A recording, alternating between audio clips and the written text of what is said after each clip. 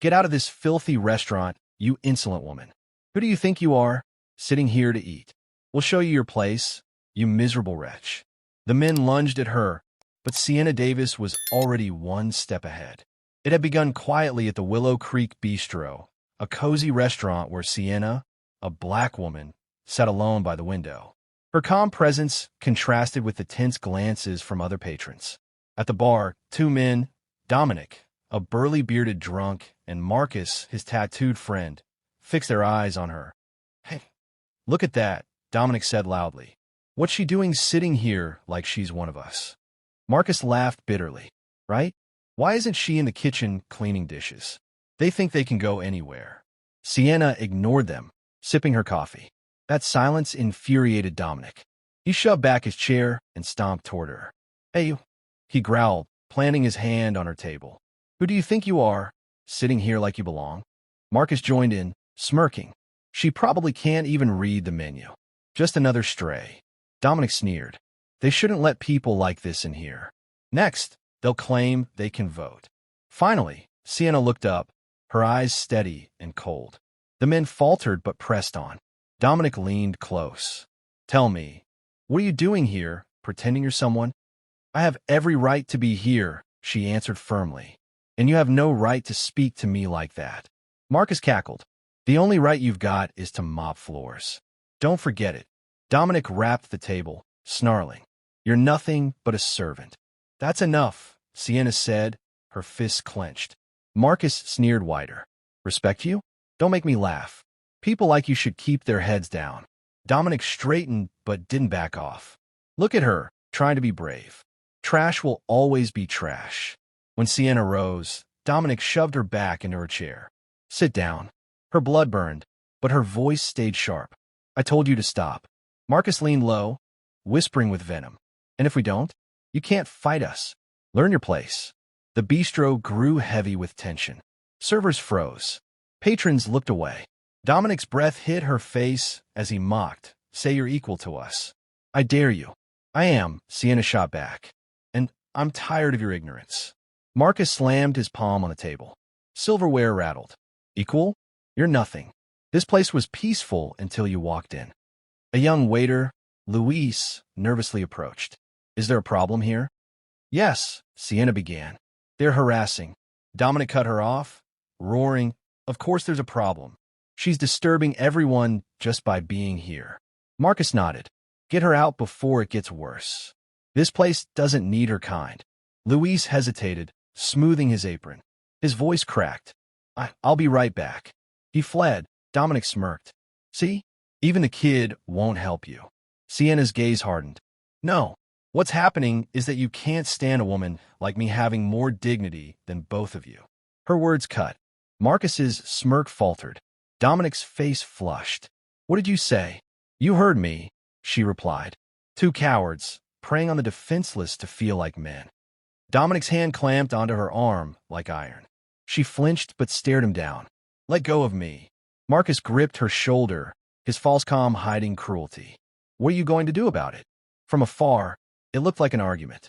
Up close, it was violence. Sienna struggled, her coffee spilling across the table. Dominic hissed, "You brought this on yourself. You don't belong here. You're nothing but wretches," she spat back. Dominic shook her arm violently. Patrons shifted uneasily, but none stepped in. "You picked the wrong person," Sienna said in chilling calm. Dominic mocked her. "Oh yeah? And what are you?" Before he finished, she twisted her wrist sharply, breaking free. Her elbow drove into his ribs. He grunted, stumbling. Marcus tightened his grip, but she spun, her fists smashing into his jaw. His cap flew off as he staggered back. The bistro gasped. For a moment, the room froze. Dominic doubled over, clutching his ribs, while Marcus stumbled against a chair, fury blazing in his eyes. "You think this changes anything?" Dominic wheezed, straightening slowly. His face was red with rage. Marcus wiped blood from his lip, glaring at her like a predator circling prey. "You'll regret that." Sienna stood tall, her shoulders squared, defiance radiating from her. Around them, whispers spread. A phone camera lifted. The scene was no longer private. Dominic noticed the recording and bellowed, "Turn that off." but his voice cracked with panic. Marcus's jaw tightened. He could see the tide shifting. Sienna's voice cut through the chaos. Now everyone can see what you really are. The men exchanged a look, torn between retreat and further violence. Their drunken bravado collided with the reality of witnesses, of evidence, of humiliation. The air trembled with suspense. Dominic raised his hand as though to strike. Marcus took a step forward, his fists clenched. Sienna didn't flinch. She braced herself, her eyes locked on them. The restaurant seemed to hold its breath. The entire restaurant fell into a stunned silence. "You mess with the wrong woman, you fools." Sienna's voice was firm and clear, echoing through the room. "I'm a Marine, and I know exactly where to hit to make it hurt." Dominic's eyes widened. Still hunched over, trying to catch his breath, he managed a choked, broken laugh. "A Marine? Don't give me that." He was cut off as Sienna grabbed his shirt collar and shoved him against the table, pinning him with a strength neither man had expected. Marcus, still dazed, tried to lunge at her, but she pivoted and delivered a swift kick to his shin. He let out a howl of pain and dropped to his knees. The restaurant erupted in murmurs. No one could believe how this woman, who had been cornered moments before, was dominating the two men who had seemed so invincible. Sienna looked at them with disdain. Her chest heaved with adrenaline. "Now," she said, her voice loud enough for everyone to hear. "Do you still think I'm less than you, you pathetic cowards?" Dominic tried to manage a nervous laugh, but the trembling of his hands betrayed him. Marcus just mumbled curses, unable to stand up. Sienna shoved Dominic away, releasing him. Both men staggered back, one clutching his ribs, the other rubbing his jaw. "Look at them," Sienna continued, her voice rising. "Two cowards who only feel strong by attacking a woman. Two pathetic men who thought they could humiliate me because of my skin color." Some people in the restaurant bowed their heads, ashamed of their inaction. Sienna stepped forward. "You're going to regret messing with me. What you did here will not go unpunished." She calmly pulled her phone from her purse and dialed a number, her eyes never leaving the men.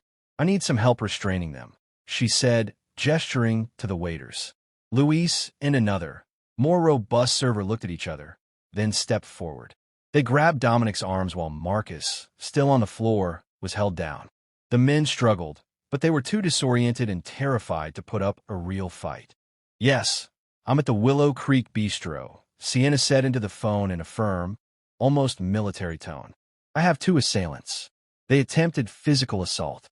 Please send a patrol car immediately." Dominic's eyes went wide. "A patrol car?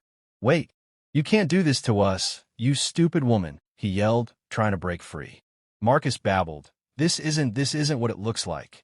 But it was too late. The wail of sirens grew closer. No one in the restaurant moved, all of them witnesses to the unfolding scene. Two officers entered through the door. Sienna pointed at the men. "They're the ones. They attacked me, and I have plenty of witnesses." The police didn't hesitate. They took Dominic and Marcus into custody, reading them their rights as they were handcuffed. The two men who had felt so powerful just minutes before now walked with their heads bowed, being led away to the patrol car like common criminals. An officer turned to Sienna. "Ma'am, they'll face charges for assault and hate-motivated crimes. Your testimony, and that of the witnesses, will be crucial." Sienna nodded, her body still humming with adrenaline. "I don't just want them to face charges. I want everyone to know what they did." As the police led the men away, the restaurant remained silent. This wasn't just a woman who had defended herself. It was someone who had put two cowards in their place.